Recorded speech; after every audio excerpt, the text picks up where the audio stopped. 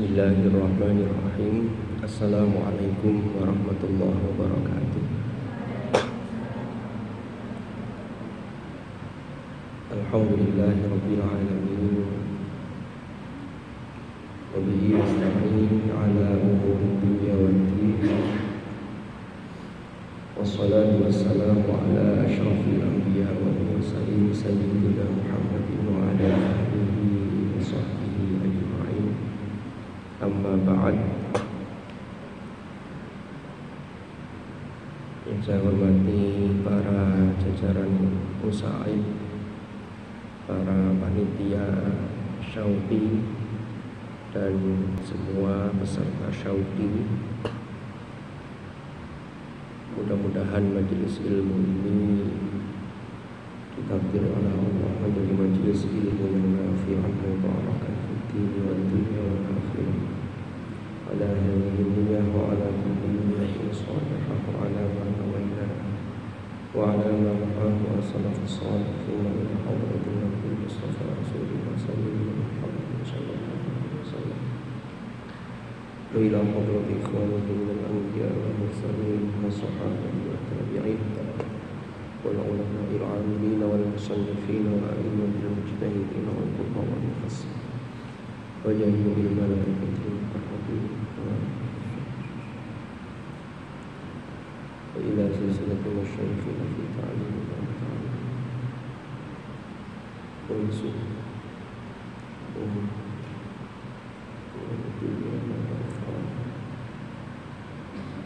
wa taysir hifzi kitabika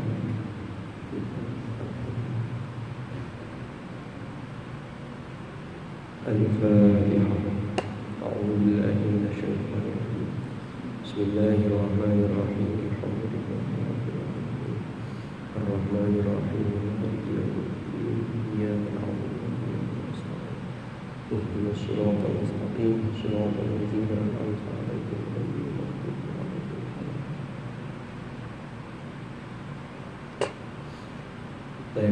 Mohon maaf, ini saya acting agak lemes karena memang sejak hari Sabtu yang lalu ini kena flu berat sampai demam dan ini batuknya masih ada sisa sedikit-sedikit. Tapi alhamdulillah hari ini bisa menemani panjenengan semua karena informasi dari Gus Faiz tadi ini pertemuan yang terakhir untuk kajian kitab. Karena hari Selasa sudah pengumuman nominatornya ya, nominasi peserta syauqi terbaik. Nanti Gus Faiz Dewi tiba yang terbaik. Bismillahirrahmanirrahim. Ini sudah kelihatan dari pertemuan pertama sampai keempat ini jumlah peserta semakin ya, ada penambahan ada pengurangan.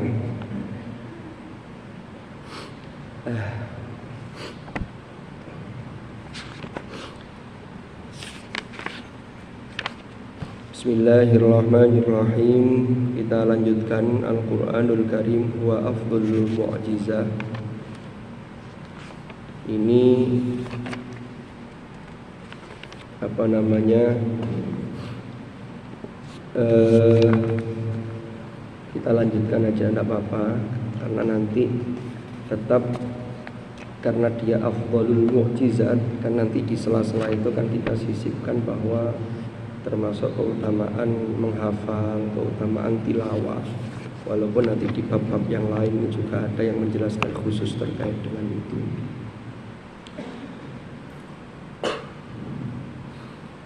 Bismillahirrahmanirrahim. Qala al-Imam al-Hafidh Ibnu Katsir wa fi hadzal hadithi fadilatun 'azimatun lil Qur'anil Majid 'ala kulli mu'jizatin u'tiyaha nabiyyun minal anbiya wa 'ala kulli kitabin anzalahu.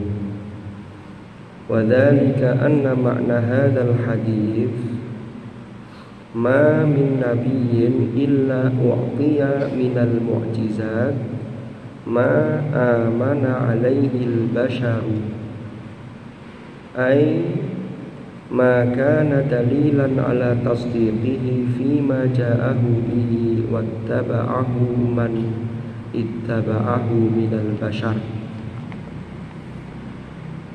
Kita ulang sekilas dari teks ini. Jadi Al-Imam Al-Hafidh Ibnu Katsir itu menjelaskan bahwa makna hadis ini, hadis yang di atas itu loh ya, yang ma minal anbiya'i nabiyyun illa u'tiya ma mithluhu amana alaihi al-bashar wa inna ma kana alladhi utitu wahyan awhahu Allahu ilayya fa arju an akuna aktsarahum tabi'an yaumal qiyamah. Ini komentarnya Ibnu Katsir. Maknanya adalah ma min nabiyyin. Ini kemarin sudah kita baca, tapi kita ulangi sekilas. Ma min nabiyyin illa u'tiya minal mu'jizat. Ma ora ono min nabiyyin saking seorang nabi pun illa u'tiya kecuali diberi sapa nabi minal mu'jizat. Ya. Jadi mukjizat itu adalah mukjizat itu sesuatu amanah yang beriman atau yang percaya alaihi ing atase ma sapa al-basyaru manusia. Ai ma utawi sesuatu kana kang ono apa ma iku dalilan sebagai bukti. Artinya mukjizat itu sebagai bukti ala tasdiqihi ing atase kebenaran nabi. Jadi kebenaran yang dibawa oleh nabi tersebut itu ditunjukkan dengan bukti yang berupa mukjizat. Ala tasdiqihi fi ma ja'ahum bihi, fi ma ing dalam sesuatu ja'a yang datang sapa nabi bihi kelawan ma, wattaba'alan mengikuti hu ing nabi sapa man orang ittaba'a yang mengikuti sapa man hu ing nabi minal basyari saking manusia. Artinya mukjizat itu berperan sebagai bukti yang menunjukkan kebenaran nabi terhadap apa yang dibawa oleh nabi.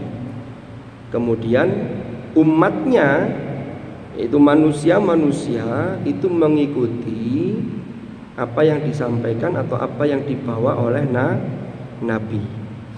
Tetapi kemudian tsumma lamma matal anbiya lam tabqa lahum mu'jizatun ba'dahum illa ma yahkihi atau yuhkihi atba'uhum.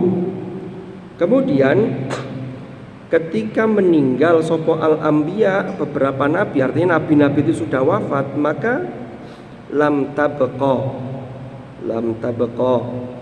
tidak kekal, tidak tetap, tidak tersisa lahum bagi mereka opo mu'jizatun, satu mu'jizat ba'dahum setelah mereka wafat.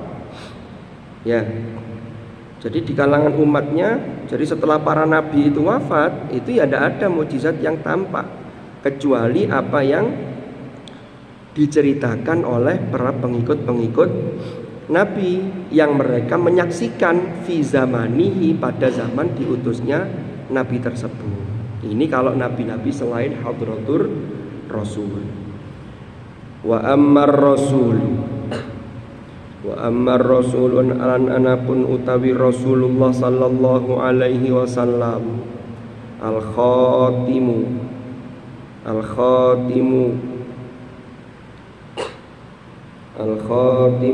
yang menutup para nabi, artinya penutup para nabi.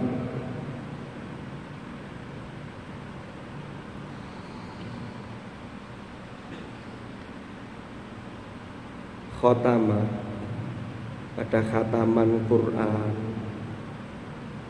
Di Quran itu di juz 22 itu kan ayatnya, maka Muhammadun aba ahadin min rijalikum walakin Rasulullah wa khataman nabiyyin. Jadi Rasulullah itu bukan hanya aba ahadin min rijalikum, bapak di antara salah satu di antara kalian. Tapi Rasulullah itu adalah Rasulullah. Muhammad itu adalah Rasulullah dan penutup para nabi.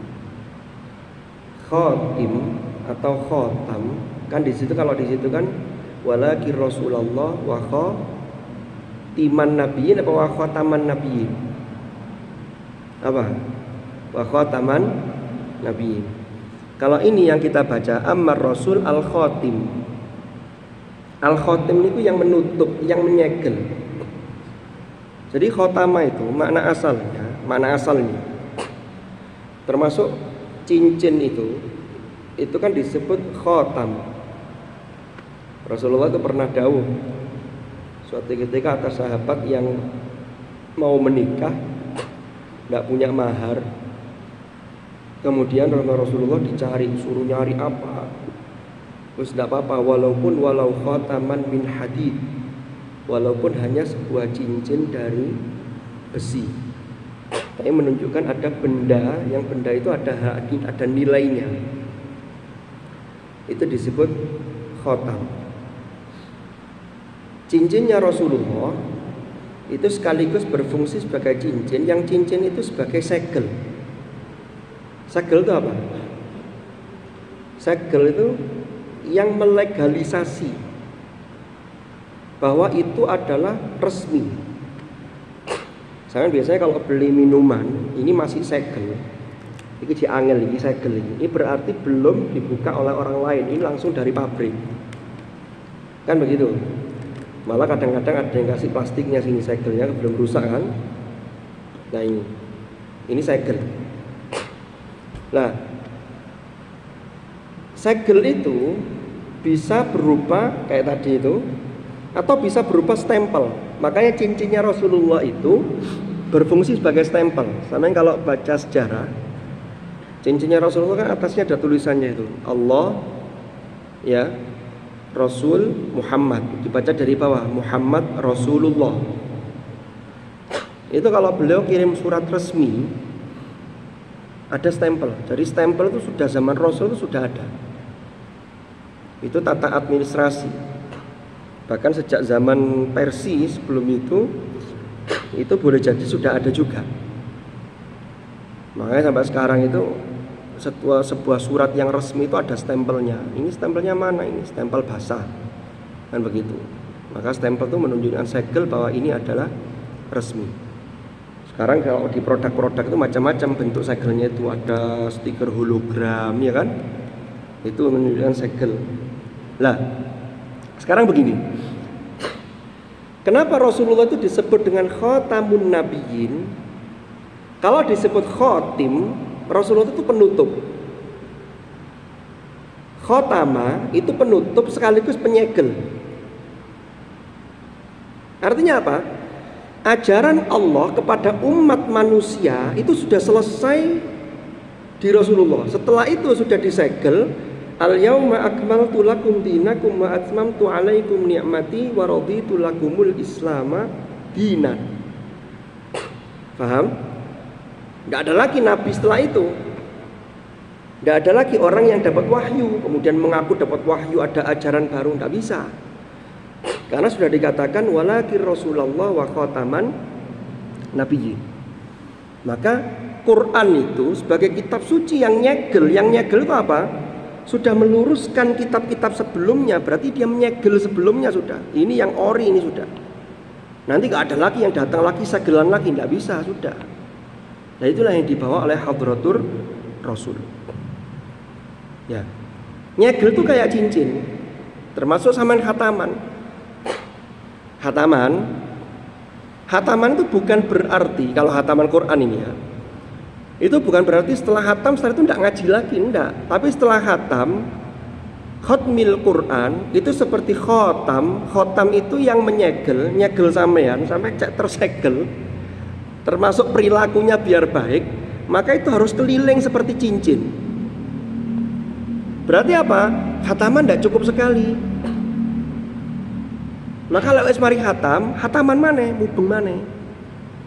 Makanya di At-Tibyan fi adabi hamalatil Quran, di At-Tibyan itu kata Imam An-Nawawi, tradisi generasi-generasi ulama salaf itu biasanya kalau khataman baca khatmil Quran itu tidak hanya sampai minal jinnati wan nas terus langsung shadaqallahul azim, enggak. Tapi ulang lagi. Mari An-Nas selesai, baca Fatihah lagi. Setelah Fatihah minimal itu 5 ayat pertama surah Al-Baqarah.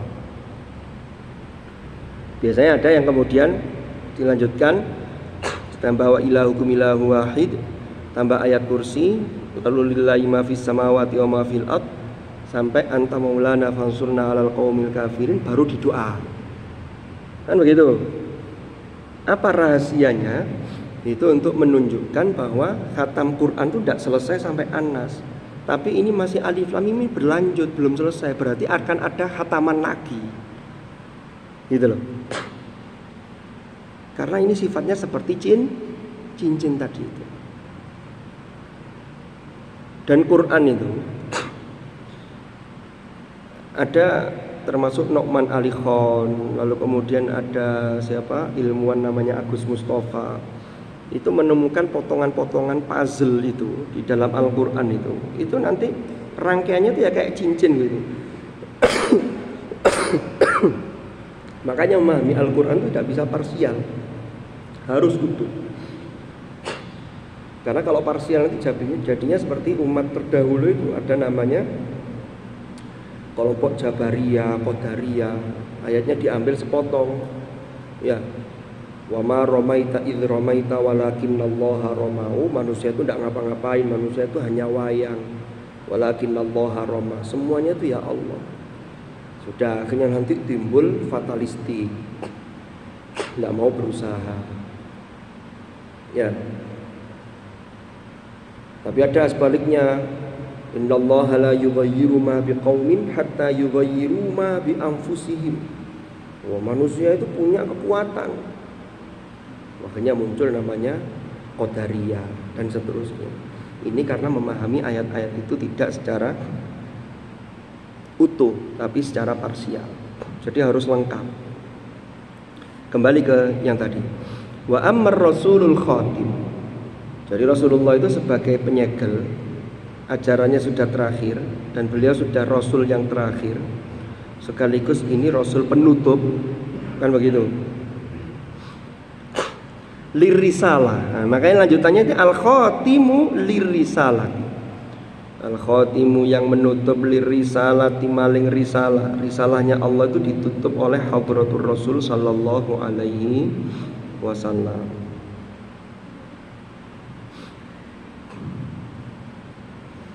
Kalaupun ada yang mengatakan begini, Nabi Khidir itu katanya masih ada, berarti bagaimana? Apakah Rasulullah itu tetap Al-Khatim? Ya tetap. Karena begini, pendapat yang mengatakan bahwa Nabi Khidir itu kemudian hidup, masih hidup, maka menurut pendapat yang kuat, beliau ini tentunya sudah pernah diwafatkan oleh Allah. Sudah pernah wafat. Nabi Khidir sudah wafat. Kemudian atas kehendak Allah bisa saja kemudian hidup, tapi kemudian tidak membawa risalah. Kan begitu. Nabi Isa, apalagi Nabi Isa itu kan tidak mati. Nabi Isa itu sudah wafat. Inni mutawaffika wa rafi'uka ilayya. Kan jelas itu, mutawaffika diwafatkan dulu. Wa rafi'uka ilayya, diangkat. Diangkat pun nanti berbeda pendapat itu. Ada yang mengatakan itu diangkat itu ya derajatnya yang diangkat. Ada yang mengatakan diangkat secara fisik. Memang diselamatkan dari pengejaran dan pembunuhan itu, kan begitu. Nah, ini berbeda pendapat. Tapi yang jelas yang perlu digarisbawahi, ini mutawaffika, kan begitu. Kenapa nanti Nabi Isa itu di akhir zaman kok diperintah lagi untuk balik lagi ke dunia ini? Kan termasuk tanda-tanda kiamat ya, turunnya Nabi Isa. Karena Nabi Isa itu masih punya beban besar. Apa bebannya? gara-gara disalahpahami oleh umatnya itu tadi. Ini yang pernah kita bahas di pekan yang lalu. Kan Allah sampai tanya itu. Ya. Wa idh qala Allahu ya Isa ibn Maryam a anta qulta lin-nasi ittakhiduni wa ummiya ilahaini min dunillah. Qala subhanaka. Kan begitu. Ma yakunu li an aqula ma laysa li bihaqq. Jadi sampai itu masih punya beban itu, sehingga turun untuk meluruskan pemahaman-pemahaman yang salah tentang diri beliau, gitu loh. Itu. Kita lanjutkan. Wa ammar rasulul khatimul risalati rupani Muhammadun, Nabi Muhammad sallallahu alaihi wasallam, fa innama kana mu'dhamu ma ataahu Allah wahyan minhu ilaihi manqulan ilan nasi bitawatur. Fa innama kana mongko angin pestine ono apa mu'dhamu ma paling agungnya sesuatu, apa mu'dhamu ma paling agungnya sesuatu ata yang menganugerahkan hu ing Rasul, hu ing Muhammad sapa Allahu Allah iku wahyan berupa wahyu minhu dari Allah ilaihi kepada Nabi Muhammad mangkulan yang dinukil, mangkulan yang diriwayatkan ilan nasi kepada manusia bitawaturi kelawan mutawatir.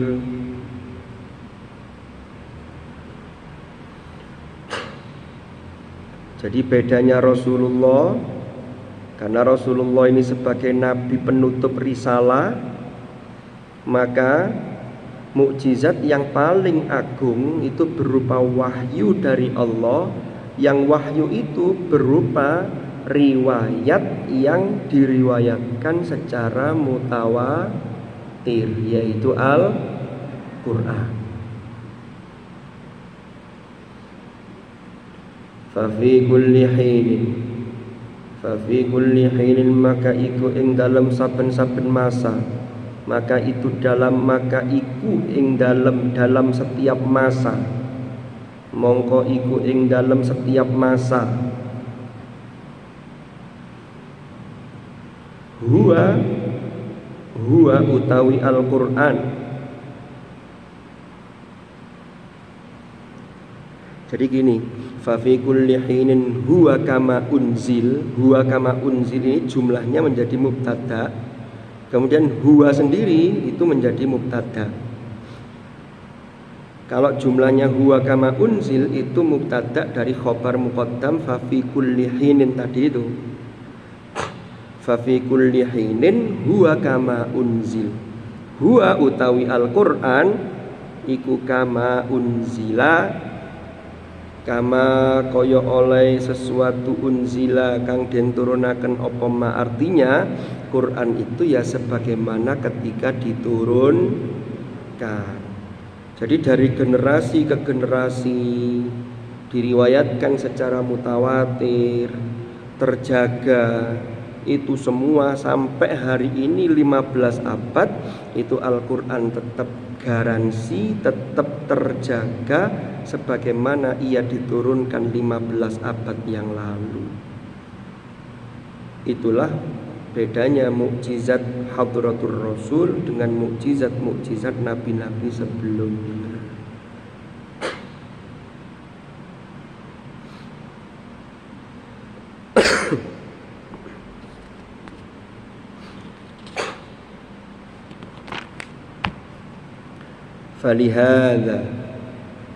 Falihada mongko karena hal ini qala dawuh sapa Rasulullah fa arju an akuna aktsarahum tabi'an. Fa arju maka berharap sapa ingsun, kata Rasulullah. Ini di hadis yang tadi ya sebelum dijelaskan oleh Ibnu Hajar Al Asqalani tadi. Fa'arju maka berharap sapa ingsun an akuna yen ta ana sapa ingsun iku aktsarahum paling akeh-akeh mereka tabi'an pengikuti. Jadi saya berharap sebagai nabi yang paling banyak pengikutnya. Wa kadzalika waqa'a wa kadzalika lan iku kaya wa kadzalika lan kaya mengkono-mengkono waqa'a terjadi apa hal tersebut. Jadi apa dawuhnya, apa qaul tadi itu terjadi. Fa inna atba'ahu maka sesungguhnya para pengikutnya Nabi Muhammad. Fa inna atba'ahu maka sesungguhnya pengikutnya Nabi Muhammad iku aktsaru lebih banyak min atba'il anbiya daripada pengikut para nabi-nabi, daripada pengikut para nabi-nabi yang lain. Li'umumi risalatihi karena universalitas risalahnya Nabi Muhammad, karena universalitasnya risalah yang dibawa oleh Nabi Muhammad, wa dawamiha dan keberlangsungan risalahnya,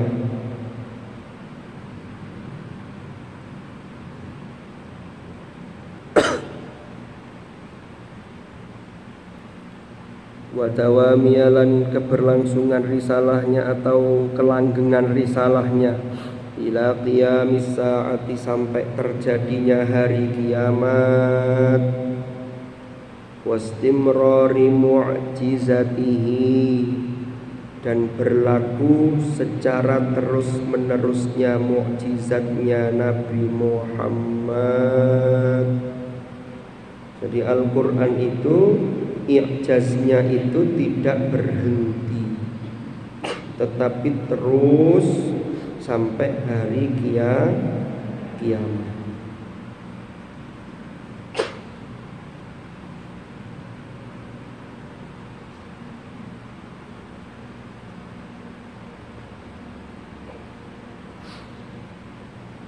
Ada kemukjizatan yang pertama dari sisi al-i'jaz al-lughawi. Sampai bicara al-i'jaz al-lughawi saja itu tidak selesai-selesai itu. Karena nanti kemukjizatan dari sisi kebahasaan atau kemukjizatan dari aspek linguistik itu bentuknya macam-macam. Bisa dari keseimbangan kata, bisa dari penggunaan dhamir, bisa dari takdim dan takhir, itu mengandung mukjizat. Belum dari iltifat, itu banyak keseimbangan kata. Nanti dirinci lagi, ada kata-kata yang lawan kata, nanti jumlahnya seimbang.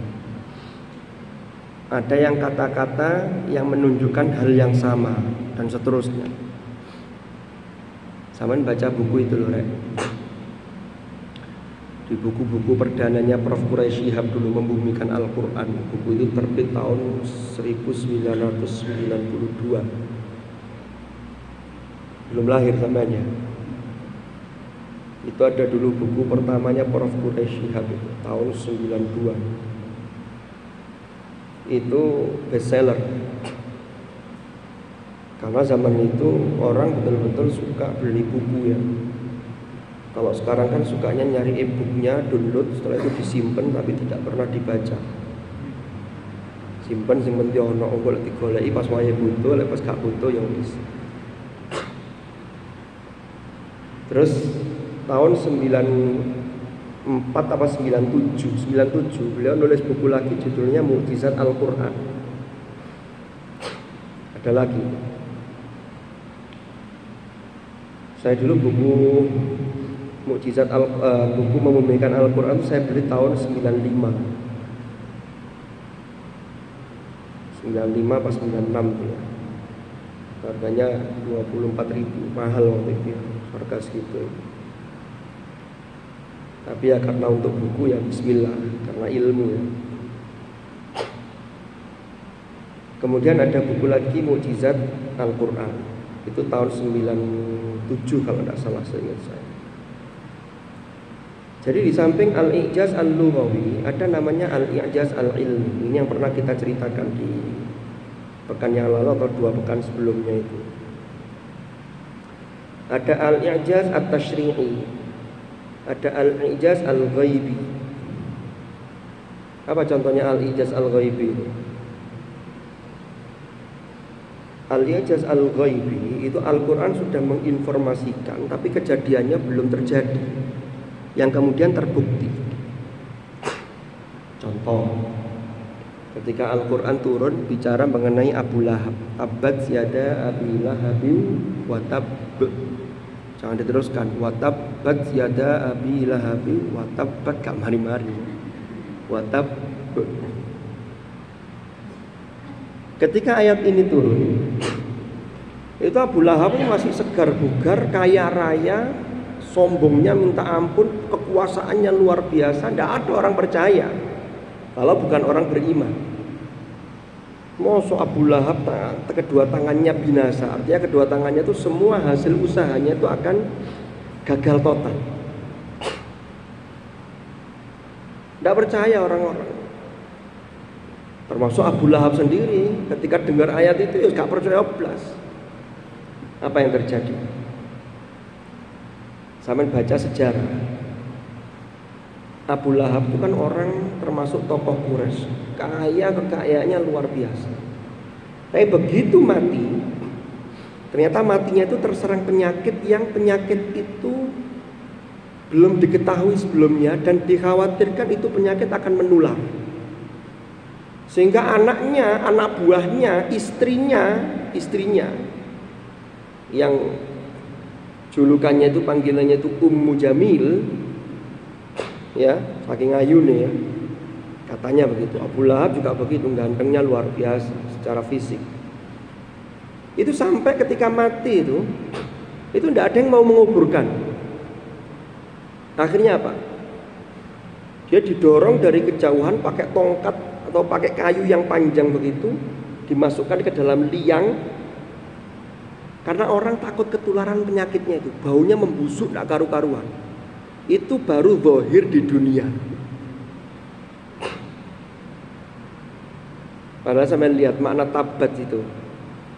Ternyata tabat itu maknanya saya lupa padahal katanya. Ada khosarotnya, tapi sebelum khosarot ada runtutannya itu. Itu ternyata tabba, binasanya itu kalau dalam bahasa Arab itu menggunakan istilah yang biasa digunakan untuk kerusakan sesuatu yang itu bertahap. Jadi umumnya roti kukus sih. Ini contoh.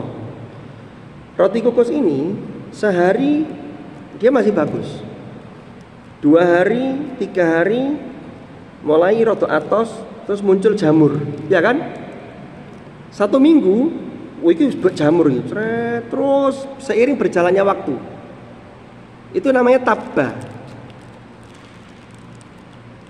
Jadi halaka, dia akan binasa, tapi kebinasaannya itu tidak langsung. Makanya ayatnya tidak menggunakan halakat yada Abi Lahab, enggak. Tapi watabba, dan sungguh dia binasa. Binasa yang tadi itu. Makanya sekarang ketika ayat ini turun, dia masih kuat, dominasinya masih kuat, pengaruhnya masih kuat. Tapi ternyata seiring berjalannya waktu betul-betul terbukti. Nah, ini namanya Al-I'jaz Al-Ghaibi. Jadi Al-Quran sudah menginformasikan, tapi waktu ayat itu turun belum terbukti. Surat Ar-Rum, Alif Lam Mim, ghulibatir Rum fi adnal ardi wa hum min ba'di ghalabihim sayaghlibun fi bid'i sinin. Itu juga sama, itu mengandung Al-I'jaz Al-Ghaibi. Jadi bangsa Romawi itu kan lawannya ketika itu ada dua imperium besar, Romawi sama Persia. Romawi itu adalah dikenal sebagai ahlul kitab karena mereka dulunya itu juga mendapatkan kitab samawi. Sementara Persia itu bukan ahlul kitab karena Persia itu agama ardi. Dia agama yang muncul di bumi kemudian melakukan penyembahan terhadap api. Romawi kalah dengan Persia. Ini menjadi bahan olokan, bahan ejekan bagi kaum musyrikin Mekah terhadap umat Islam. Apa kata musyrikin Mekah? Loh, itu loh, sing katanya kitab dapat wahyu dari Allah, dari langit, itu ternyata kalah sama orang-orang Majusi. Wah, akhirnya umat Islam tersudut. Diilok-ilokno sama orang musyrikin Mekah. Orang mukmin bersedih. Bagaimanapun kan kita ada kesamaan dulunya, walaupun kemudian mereka mengalami atau melakukan tahrif, penyimpangan. Akhirnya turun ayat ini. Ghulibatir Rum fi adnal ardi wa hum mim ba'di ghalabihim sayaghlibun. Ada informasi mereka orang Romawi itu nanti akan mengalahkan Persia setelah mereka kalah. Mim ba'di ghalabihim sayaghlibun. Kapan itu? Dijelaskan fi bid'i sini. Quran hanya memberi patokan waktu. Bid'i sinin itu kurun waktu antara 7 sampai 9 tahun. Ternyata betul. Setelah Romawi kalah, Romawi mengalahkan Persia dalam kurun waktu 7 tahun setelah itu. Berarti kan tidak sampai 9 tahun. Loh, itu sudah kemukjizatan namanya al-i'jaz al-ghaibi. Al-i'jaz al-lughawi lagi kayak tadi. Ashabul Kahfi. Walabithu fi kahfihim 300 sinina wazdadu tis'a. Mereka tinggal di gua mereka itu. Walabithu fi kahfihim berapa lama? 300 sinin. 300 tahun. Wazdadu, ya, dan mereka menambah tis'a 9. Berarti berapa? 309 tahun. Kenapa redaksi Al-Quran tidak menggunakan langsung 309, kok pakai 300 ditambah 9? Ternyata ini difahami bisa dari dua perhitungan. Kalau 300 tahun bulat itu kalau perhitungan penanggalan Syamsiyah yang sekarang pakai Masehi itu. Tapi kalau penanggalan pakai Qamariyah, hilal, maka jadinya 309 tahun. Karena dalam 100 tahun itu ada selisih waktu 3 tahun. Kan begitu? Karena bulan Hijriah itu lebih cepat dibanding bulan Masehi. Bulan penanggalan bulan itu lebih cepat dibanding penanggalan menggunakan Syamsiyah. Kan begitu? Per tahunnya selisih 11 hari. Sama kalikan 11 kali berapa berarti? Kalau 1 tahun selisih 11 hari, untuk mencapai berapa tadi? Pokoknya per 100 tahun itu jadinya selisihnya ada 3 tahun. Makanya ayatnya menggunakan salah sami'atin sinin wazdadu tis'a. Loh, itu kan rahasia-rahasia begitu. Itu sangat teliti sekali. Itu memang menunjukkan bahwa Quran itu bukan kalam biasa, tapi betul-betul kalamullah. Fa inna atba'ahu aktsaru min atba'il anbiya li'umumi risalatihi wa dawamiha ila qiyamis sa'ati wa istimrari mu'jizatihi. Qala al-Imam Ibnu Hajar al-Asqalani. Oh, kalau yang tadi komentarnya Al-Hafidh Ibnu Katsir, baru di sini Ibnu Hajar Al-Asqalani. Sampai sini ada pertanyaan? Ada pertanyaan, Gus? Tadi sudah terlacak, yang nanya tadi siapa? Oh, sudah. Berapa orang yang nanya tadi? Yang nanya berapa orang tadi? Yang pertanyaan pekan yang lalu 1 orang. Hari ini ada yang nanya lagi? Monggo, barangkali ada.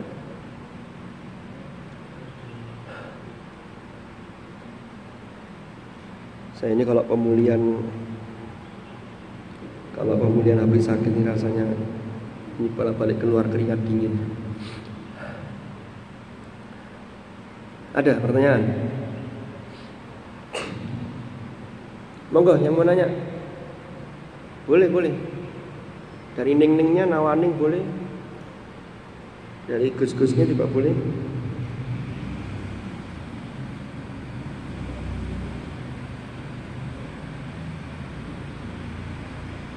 Enggak ada. Qala al-Imam Ibnu Hajar al-Asqalani wa qila al-ma'na wa qila dikatakan atau diriwayatkan al-ma'na utawi maknanya. Jadi makna hadis yang di atas tadi annal mu'jizat, bahwasannya pira-pira mu'jizat, artinya mu'jizat al-madhiyati yang telah lalu. Yang telah lalu itu sebelum hadratur rasul. Jadi mukjizat yang dianugerahkan oleh Allah kepada nabi-nabi sebelum Nabi Muhammad. Iku kanat ono opo al mukjizat al madhiyah. Iku kanat ono opo al mukjizat al madhiyah. Iku hissiyatan, berupa hissi. Hissi itu indrawi. Hissi itu terindra, indrawi, bisa dilihat secara langsung, bisa dirasakan, bisa diraba, dan seterusnya ya, sesuai dengan panca indra itu. Iku hissiyatan, bersifat indrawi.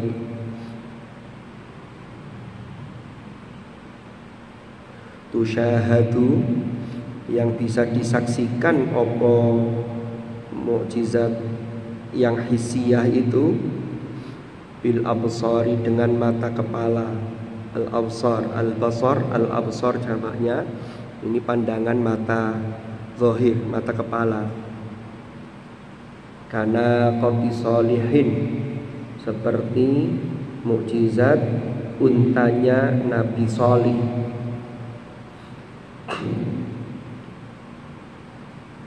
Faqala lahum Rasulullahi naqatallahi wa suqiyaha. Artinya untanya Nabi Salih, unta.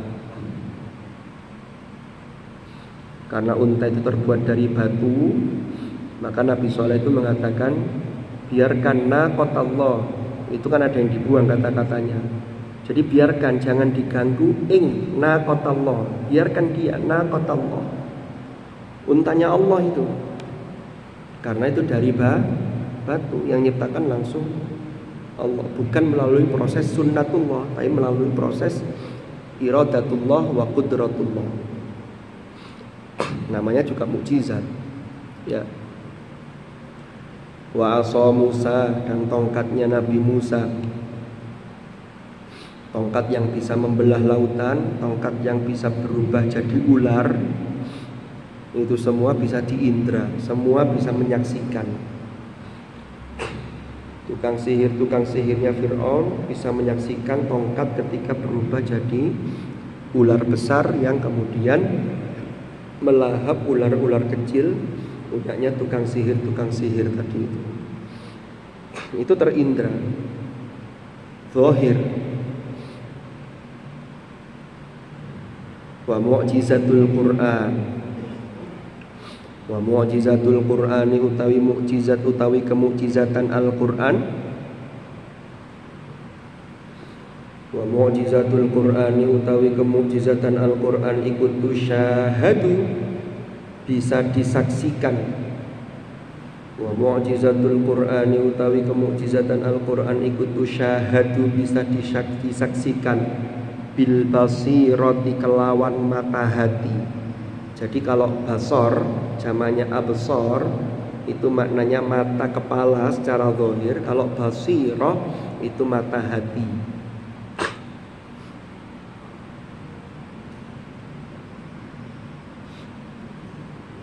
Jamaknya basoir. Itu bedanya. Jadi bahasa Arab itu selesai sedikit itu sudah beda ya. Basor, basir. Mungkin juga pernah saya jelaskan juga, khalfun, khalafun itu beda. Kalau khalafun itu penerus yang baik. Tapi kalau khalfun itu penerus yang buruk. Makanya kalau konteksnya negatif, fa khalafa mim ba'dihim bukan khalafun tapi khalfun adha'us salata wattaba'us syahawati fasawfa yalqauna ghayya, 16 surah Maryam itu. Tapi kalau ulama salaf, ulama khalaf, jangan disebut ulama khalf. Kalau ulama khalf nanti maknanya berubah, tidak baik jadinya khalf. Khalaf harus diharokati. Ada mayyitun, ada maitun. Walaupun di saat kadang-kadang juga menyamakan, tapi ada perbedaan. Innaka mayyitu wa innahum mayyitun thumma innakum yaumal qiyamat thumma innakum apa terusannya itu sing akhir juz apa Gus Faiz? Innaka mayyitu wa innahum mayyitun thumma innakum yaumal qiyamati apa bulat apa akhir juz itu loh.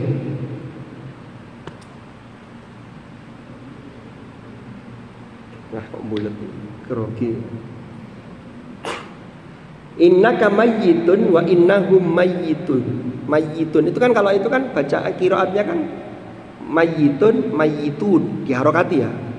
Maka sama lihat terjemahannya itu, sesungguhnya engkau wahai Muhammad suatu ketika akan meninggal dan mereka juga akan mati. Berarti kan masih hidup tapi mayyit. Makanya orang yang masih hidup itu mayyit.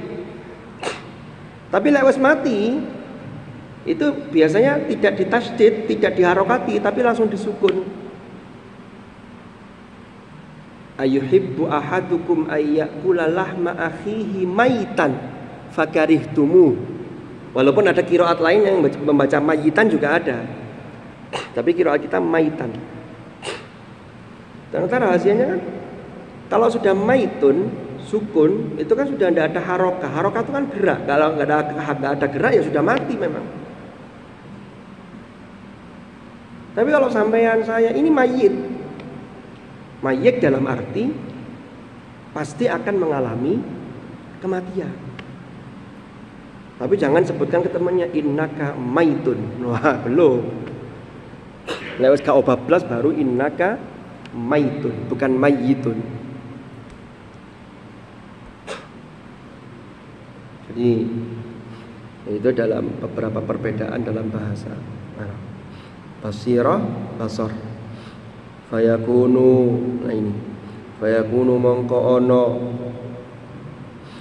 Fayakunu maka terjadi. Fayakunu mongko ono sopeman seseorang yattabi'u yang mengikuti sopeman hu ing Al-Qur'an li ajliha karena sebab mata hati iku aksar lebih banyak.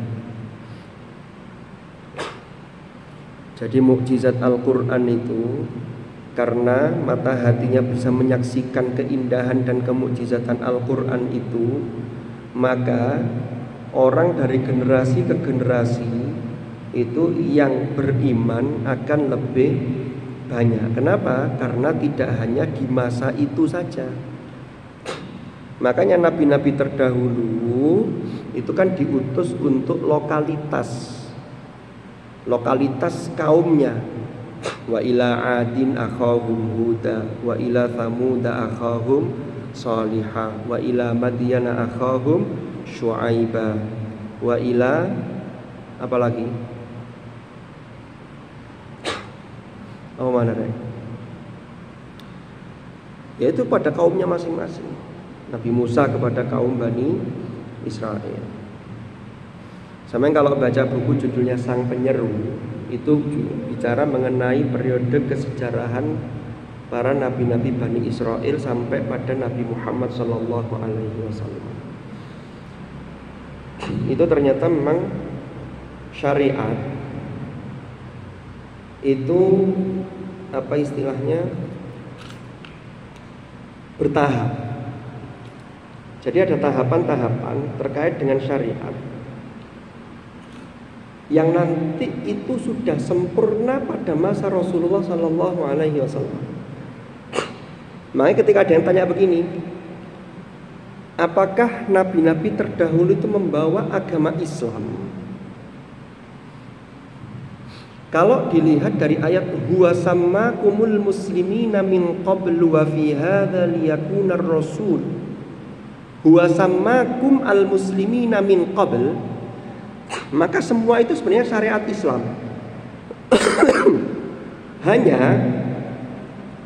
belum diproklamirkan, stempelnya nanti ketika sudah sempurna syariat itu, barulah al-yauma akmaltu lakum dinakum wa atmamtu alaikum ni'mati wa raditu lakumul islama dinan. Maka ditegaskan lagi innad dina indallahil Islam. Islam yang mana? Yang distempel, yang sudah dilegalisasi oleh Hadratul Rasul tadi itu, yang sudah kita ceritakan tadi itu. Kan begitu. Jadi kalau nabi-nabi sebelumnya ini menjalankan syariat, tapi kan kemudian makanya ada an-nasikh wal mansukh, ada yang direvisi. An-nasikh wal mansukh termasuk diantara syariat nabi terdahulu. Makanya ada kaidah syar'u man qablana syar'un lana ma lam yunsakh. Ada syariat nabi terdahulu yang tidak dihapus. Syariat haji tetap, tawafnya ya tetap. Syariat khitan tetap tidak dihapus. Kan begitu. Tapi ada syariat yang dihapus, direvisi, diperbaiki. Sholat, syariatnya tetap ada, tapi tata caranya diubah. Kan begitu. Dulu zaman Nabi Sulaiman itu katanya sholatnya itu hanya berdiri, tok begitu. Makanya di surat Saba itu Nabi Sulaiman wafat dalam kondisi di atas tongkat beliau berdiri itu, pasukannya termasuk golongan jin tidak ada yang tahu, dikira beliau masih sholat. Karena kalau sholat biasa lama, sehingga sholat lama itu ya biasa ditunggu. Itu bedanya dengan sampean, dengan kita. Kitanya sholat agak lama sebentar, kata teman kita, kok suwi, itu ngaren gitu. Karena kita mesti kalau pamit ke teman kita, saya tak sholat dulu, mesti ada dulu tak sembayang dulu, ada dulu. Jadi lek sholat rada suwe kancan, lah apa sih sholat kok suwe men, sing suwe ngocone iku mang lho. Tibake sing suwe benakno jilbab mang lho. Golek kaca gak nemu-nemu. Sekarang nggak pakai kaca ya, pakai kamera depan sudah bisa. Dan seterusnya. Sampeyan baca surat Saba itu, falamma qadayna 'alaihil maut ma dallahum 'ala mautihi illa dabbatul ardi ta'kulu min sa'atah falamma kharra tabayyanatil jin allau kanu ya'lamuna al-ghaiba ma labithu fil 'adzabil muhim. Jadi sampai tersungkur, bayangkan dulu lamanya seperti apa itu sholat beliau itu. Wong sampai tongkatnya digunakan rayap, yang sampai tongkat itu muprul apa ya? Ya kena rayap itu, sehingga ini beliau tersungkur. Itu barulah pasukan dari golongan jin itu termasuk baru tahu loh, Nabi Sulaiman kok kemudian tersungkur, ternyata sudah wafat. Itu saking lamanya, biasa lama ketika sholat. Nabi Isa sholat, Nabi Muhammad di awal-awal sholatnya 2 waktu. Wa aqimis sholata tarafayin nahar wa zulafam minal lail. Baru setelah Al-Isra wal Mi'raj direvisi menjadi 5 waktu, yang asalnya perintahnya 50 waktu. Itu ada hadisnya panjang itu kan. Ini kan Rajab ini ya. Al-Isra wal Mi'raj. Jadi makanya jangan sampai teman-teman HTQ salah paham. Kapan diwajibkannya sholat? Ketika peristiwa Mi'raj. Ya keliru. Mi'raj itu revisi tentang jumlah waktu sholat. Itu. Tapi perintah sholatnya sudah sejak awal. Mosok selama Nabi 10 tahun sampai masa kenabian tidak pernah sholat kan tidak mungkin. Wong sholat itu tiangnya agama. Kan begitu. Sholat, Rasulullah sholat. Bahkan ada hadis itu dalam Bukhari itu, Rasulullah di awal-awal itu sholat bersama Sayyidah Khadijah jamaah. Nah, itu kan belum Isra Mi'raj. Wong Isra Mi'raj itu setelah wafatnya Sayyidah Khadijah, kan setelah Amul Huzn. Lalu dihibur oleh Allah, diajak sampai ke Sidratil Muntaha, kan begitu kan. Jadi jangan sampai salah paham. Ini banyak orang-orang di masyarakat yang salah kaprah. Dikira perintah sholat itu baru turun ketika peristiwa Isra Mi'raj. Lah padahal Isra Mi'raj itu tahun berapa? Itu sudah lewat 10 kenabian. Setelah Nabi melewati Amul Huzn. Wa mu'jizatul li ajliha akthar. Li'anna alladhi karana sak temene sesuatu yusyahadu yang disaksikan, yang bisa disaksikan opo alladhi, yusyahadu yang bisa disaksikan opo alladhi bi'aini ra'si, kelawan mata kepala, iku yang qaridu bisa lenyap bin qiradi musyahadihi, iku yang qaridu bisa lenyap bin qiradi musyahadihi, dengan lenyapnya objek yang disaksikan. Jadi kalau mukjizat itu hanya berupa hissiyah, yang fisik, yang terlihat oleh mata, itu kalau yang disaksikan itu lenyap, maka persaksian itu bisa lenyap juga. Orang tidak percaya, diceritani tidak mesti percaya. Tapi kalau Al-Quran, itu orang dengan basirohnya itu tetap bisa menyaksikan. Walladhi dan sesuatu yusyahadu yang bisa disaksikan opo alladhi bi'ainil aqli, kelawan mata hati atau nalar akal. Mata hati atau nalar akal iku bakin, akan kekal, akan tetap. Bakin, akan tetap atau kekal. Yusyahidu yang akan menyaksikan hu ing alladzi sapa kullu man, setiap orang, setiap generasi. Jaa kang teko, jaa yang datang sapa man ba'dal awali, setelah generasi yang pertama. Ba'dal awali, setelah generasi yang pertama. Mustamirron hale, secara berkelanjutan.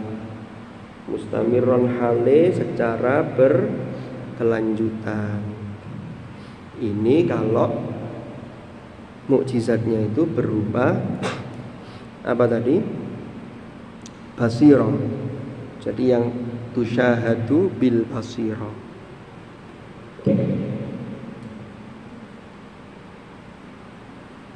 Ada pertanyaan?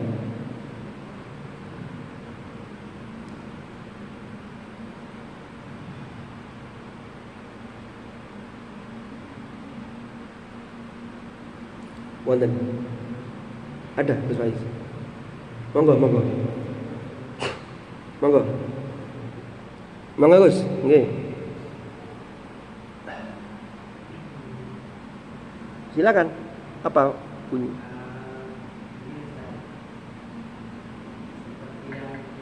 Damel niki ya?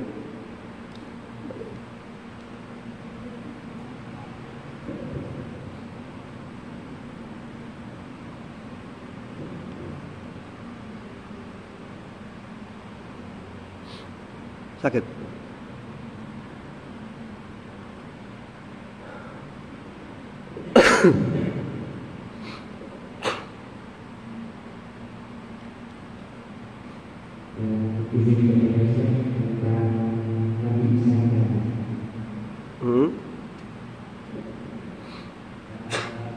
Seperti yang kita tahu, Nabi Isa akan turun ke dunia itu menjadi salah satu orang.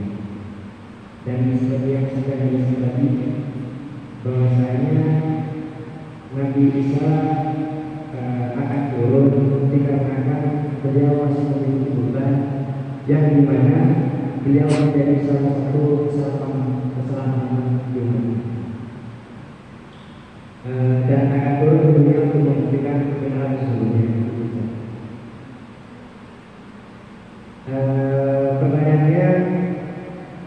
tentang kesalahpahaman ya.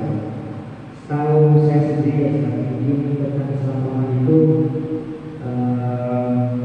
opsi pertahanan kesalahpahaman itu ada dua.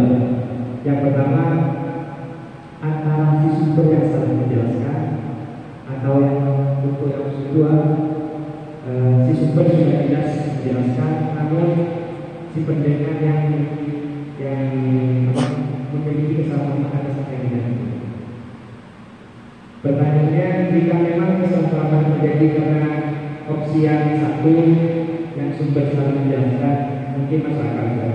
Namun jika kesalahan terjadi pada opsi yang kedua, apakah Nabi bisa tetap bersalah atau sampai di sana? Sampai harus menanggung beban yang masih ada sekarang. Bukankah itu tergantung bagaimana respon dari umat itu sendiri? Mungkin sekian. Oke, terima kasih. Ini pertanyaannya luar biasa, menunjukkan yang bertanya sedang dalam kondisi kritis. Artinya pemikirannya kritis, gitu ya. Jangan dipahami yang lain. Jadi yang pertama, memang tidak mungkin kalau kesalahpahaman itu muncul dari yang memberikan penjelasan. Karena beliau adalah seorang nabi yang dalam keyakinan kita, semua nabi yang diutus itu adalah maksum. Yang pertama. Terus yang kedua, beliau itu kan seorang nabi yang kemudian, kalau sampean pernah menjelaskan apa yang dijelaskan oleh Al-Mukarram Gus Baha, jadi Nabi Isa itu adalah nabi yang memiliki dimensi spiritual yang luar biasa bagus, sehingga dia ini oleh pengikut-pengikutnya itu dianggap sebagai sosok yang sangat suci. Jadi dimensi spiritualnya itu dominan. Jadi begini, sebelum Nabi Isa diutus, itu kan ada kelompok, ada umat di ahlul kitab itu namanya Al-Yahud. Kemudian Nabi Isa diutus itu sebenarnya untuk meluruskan orang-orang Bani Israel yang menyimpangkan itu. Mereka didakwai lagi. Orang Yahudi itu terlalu keduniawian, semua itu serba fisik. Ya.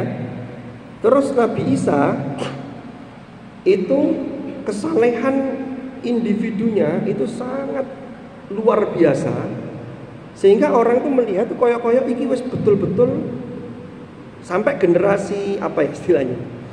Makanya itu kan di abad di tahun 300 sekian Masehi itu kan sampai terjadi kemudian mengangkat Yesus itu diangkat sebagai Tuhan. Ya. Jadi pertama begini, sajane Nabi Isa itu tidak salah. Cuman sebagai sosok seorang nabi, nabi itu kan kedekatannya dengan Tuhan itu kan dekat. Itu sungkan dengan Allah, tidak enak dengan Allah. Allah juga tahu itu yang salah bukan Isa. Bukan berarti kalau begini Allah tanya ya, seperti dalam akhir surat Al-An'am tadi, surat Al-Maidah, wa idh qala Allahu ya Isa ibn Maryam a anta qulta lin-nasi ittakhiduni. Hei Isa, sampean ta sing ngomong nang wong-wong untuk jadikanlah aku itu sebagai Tuhan dan ibuku sebagai Tuhan juga. Boten ya Allah Maha Suci Engkau. Apakah Allah tidak tahu kok kemudian Allah tanya ke Nabi Isa? Ya enggak, Allah juga tahu. Itu yang salah ya umatnya. Tapi Nabi Isa itu kadung sungkan. Ya Allah rek, kula ini wis diutus pangeran, nyampe nong ini kok malah umatku gak tadine tambah gak karu-karuan. Itu ada rasa sungkan. Itulah makanya kalau sampean baca hadis tentang syafaat. Hadis tentang syafaat yang itu dikutip dalam kitab An-Nurul Mubin fi Mahabbati Sayyidil Mursalin. Itu umat-umat itu kan menghadap ke nabi-nabi. Ada yang menghadap Nabi Nuh. Menghadap Nabi Nuh tidak mau. Saya sungkan dengan Gusti Allah. Kenapa? Karena saya ini tidak sabar ketika saya minta semua Rabbi la tadhar 'alal ardi minal kafirina dayyaro, semua dihancurkan. Allah kabulkan. Tapi Nabi Nuh itu yang akhirnya kemudian tidak enak. Itu namanya orang-orang yang tahu diri. Jangan minta ke saya, coba cari yang lain. Ibrahim. Ibrahim. Kata Ibrahim, karena Nabi Ibrahim kan generasi bawahnya Nabi Nuh. Wa inna min syi'atihi la Ibrahim. Kata Nabi Ibrahim gimana? Jangan ke saya sungkan dengan Allah. Kenapa? Saya pernah ngomong disalahpahami sama kaum saya. Iya. Faqala rabbi inni satim.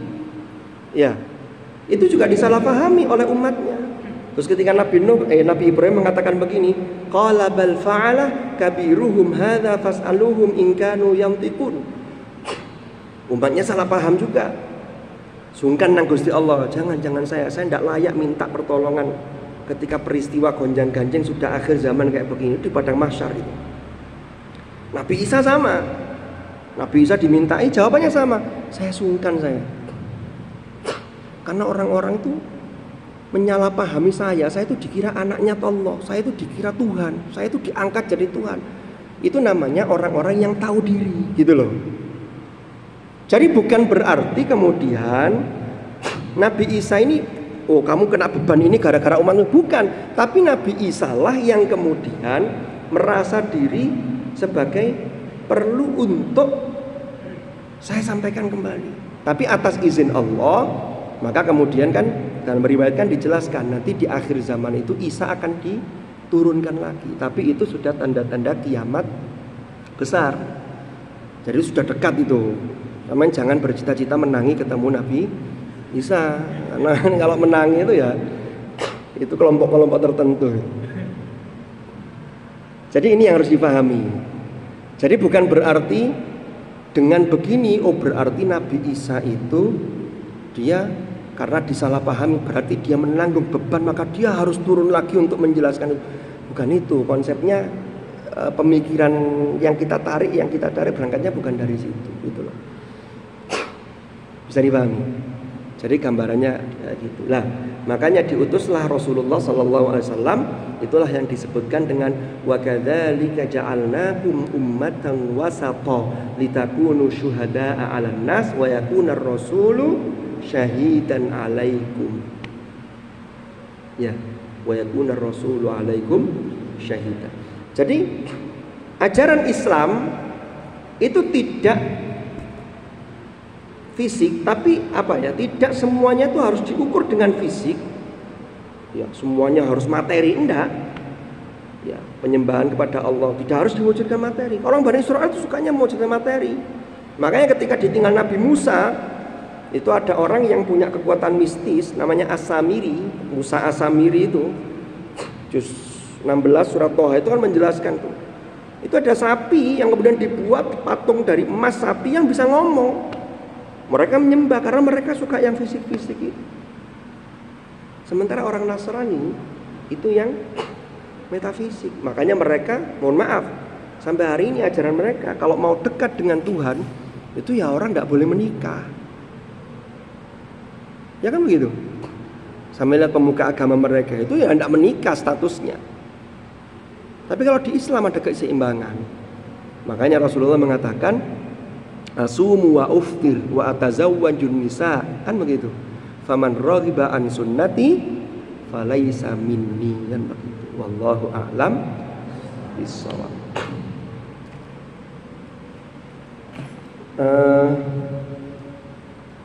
Apa namanya?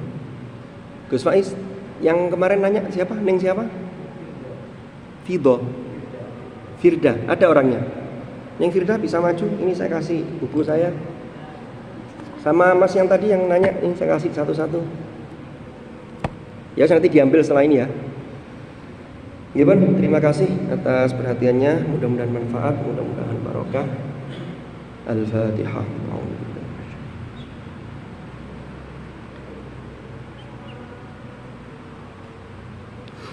Bismillahirrahmanirrahim. Alhamdulillahirabbil alamin.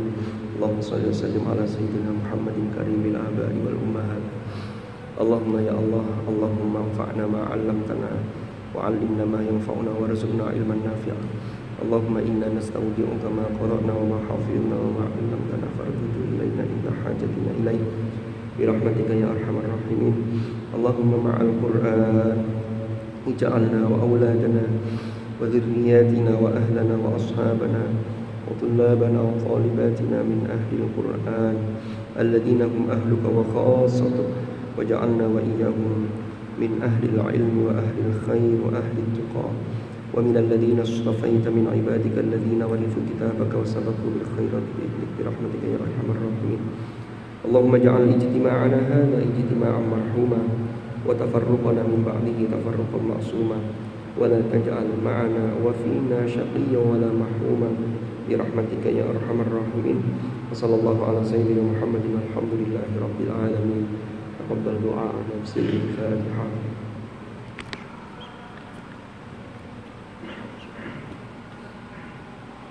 سبحانك اللهم وبحمدك أشهد أن لا إله إلا أنت أستغفرك وأتوب إليك. وصلى الله على سيدنا محمد والحمد لله رب العالمين.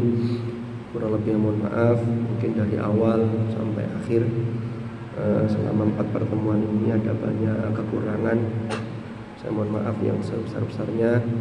Mudah-mudahan Syauqi ini tidak berhenti sampai di sini. Semangat kita dalam berinteraksi dan menjaga menghafal kalamullah dan mendalami kalamnya.